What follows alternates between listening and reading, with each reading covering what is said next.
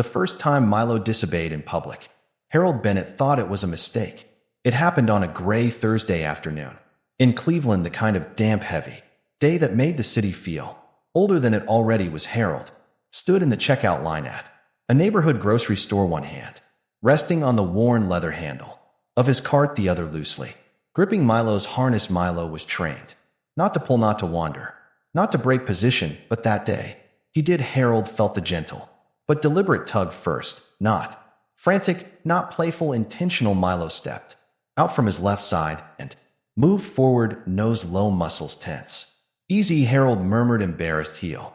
Milo didn't heel. Instead, he moved 2 steps ahead and stopped beside a young woman in line. Then he turned, sat squarely in front of Harold, and stared up at him. That wasn't random behavior. That was an alert, and Harold had learned the hard way that Milo never alerted without reason. But to understand why that moment mattered, you have to go back 6 years, back to when Harold still worked the steel floor. For 32 years, Harold Bennett worked inside Cleveland's last active steel mill. He was the kind of man who didn't call in sick, who brought the same thermos every day, who believed if you kept your head down and did the work, life would meet you halfway. Then, one winter morning, a cable snapped. The accident was over in seconds. A suspended load shifted, metal crashed. Harold remembered the sound more than the pain, a metallic crack, followed by shouts. When he woke up in the hospital, his left leg was gone below the knee. The physical recovery was grueling. The emotional one was worse. Harold didn't talk about the panic attacks. He didn't talk about the way loud clangs made his heart spike. He certainly didn't talk about the mornings he couldn't bring himself to step outside. His daughter Marissa was the one who finally said it out loud. Dad, you need help, real help. That's how Milo came into his life. Milo wasn't just any service dog.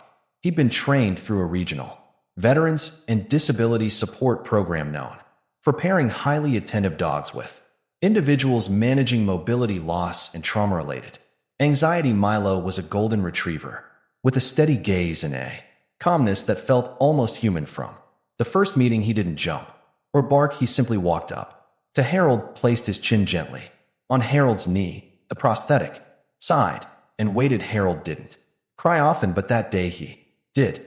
Training wasn't instant magic. It took months of learning commands, signals, subtle cues. Milo was trained to retrieve dropped objects, brace for balance, interrupt panic episodes by nudging Harold's hand. But there was one behavior Harold respected most. Milo would only break formation if he sensed a medical emergency, either in Harold or someone nearby. It wasn't common. It wasn't dramatic, but it was real. And in 6 years, Milo had never falsely alerted.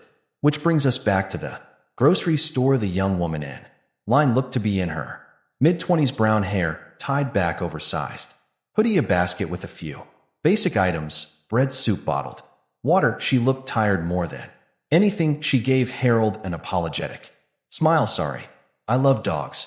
Harold studied Milo. Milo wasn't excited. He wasn't distracted. He was focused. The dog's posture was rigid, eyes fixed not on her face, but on her hands. That's when Harold noticed the tremors, subtle, almost invisible. The woman's fingers were shaking slightly as she adjusted her wallet. Her breathing looked shallow now that he paid attention. Too shallow. Ma'am, Harold said gently, are you feeling okay? She blinked, confused. Yeah, I'm fine. Milo stood up suddenly and nudged her leg, not aggressively, just once. Firm. A man behind them sighed impatiently. Control your dog. But Harold's stomach tightened. Milo, he said quietly. The dog turned and pressed his head against Harold's thigh. The signal alert confirmed. Harold didn't hesitate. Listen, he said to the W. He wasn't a medic, but he knew panic when he saw it. Her breathing had gone erratic, fast and slow. Her eyes fluttered. She's hypoglycemic, a bystander said. Uncertainly, another woman knelt down, identifying herself as a nurse. Paramedics arrived. Within minutes, the diagnosis came quickly. Severe hypoglycemia, dangerous blood sugar crash. She had type 1 diabetes, newly diagnosed according to the medical bracelet hidden under her sleeve. She probably would have hit her head hard. One paramedic muttered quietly as they lifted her onto the stretcher. Milo stayed seated, watching as they wheeled her out. She regained partial consciousness. Her eyes scanned The ceiling lights disoriented, then she saw Milo, her lips trembled. That dog, she whispered. Harold followed the ambulance to the hospital. He didn't know her name yet. He didn't know why he felt responsible. He just knew Milo had acted for a reason, and he trusted him. In the waiting room, fluorescent lights hummed overhead. Milo lay calmly at Harold's feet as if nothing extraordinary had happened. An hour later, a nurse approached. She's stable, she said. You're the gentleman with the dog?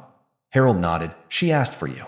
Her name was Lila Grant, 26 years old, graduate student, recently diagnosed diabetic, still adjusting to insulin dosing. She admitted she'd skipped lunch that day, overwhelmed with deadlines, distracted. I didn't even feel it coming, she said weakly from her hospital bed. Usually I get shaky first. Harold smiled faintly. You did. She looked confused. He gestured toward Milo. He felt it before you did. Tears welled in her eyes. Not dramatic, not cinematic, just quiet disbelief. I could have, she started, then stopped. You're here, Harold said. That's what matters. News travels fast in local communities. Within days, the grocery store's security footage circulated online, not sensationalized, just shared the moment. Milo shifted the precise second he moved into position before Lila fell. Local reporters reach. The segment aired that night too. Days later, Harold received a handwritten letter in his mailbox. It was from Lila. Inside was a simple note. You and Milo didn't just save my life, you gave me a second chance to manage it better. I won't waste it. There was a photo enclosed. Lila standing outside the hospital on discharge day, smiling weakly, holding a glucose monitor in one hand. Harold placed the letter in a drawer beside his bed, not for pride, for reminder.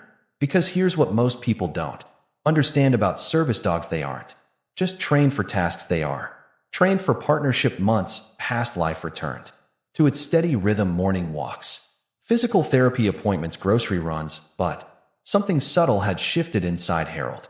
Before Milo, he had felt like a burden. A man adjusted to smaller spaces after that day. In the store, he felt useful again, not because he'd done something heroic, but because he'd listened when it mattered. About a year later, Harold received another message. Lila had completed her graduate program. She was working part-time at a diabetes outreach clinic, helping newly diagnosed patients adjust to life changes. Because someone showed up for me, she wrote, I want to show up for others. Harold read that line twice. That winter, Cleveland was hit with a heavy snowstorm, power outages, slippery sidewalks. The city slowed down one evening as Harold carefully made his way back from a short walk. He slipped, not hard, but enough to twist awkwardly. Pain flared before he could steady himself. Milo braced solid, unmoving. Harold leaned against him, breathing through the discomfort. For a split second, fear tried to creep in, that old familiar helplessness. But it didn't take hold, because Milo was there just like always. Later that night, sitting by the window watching snow gather on parked cars, Harold scratched behind Milo's ears. You disobeyed that day, he murmured. Milo thumped his tail once against the rug. Harold smiled. Good, because sometimes obedience, I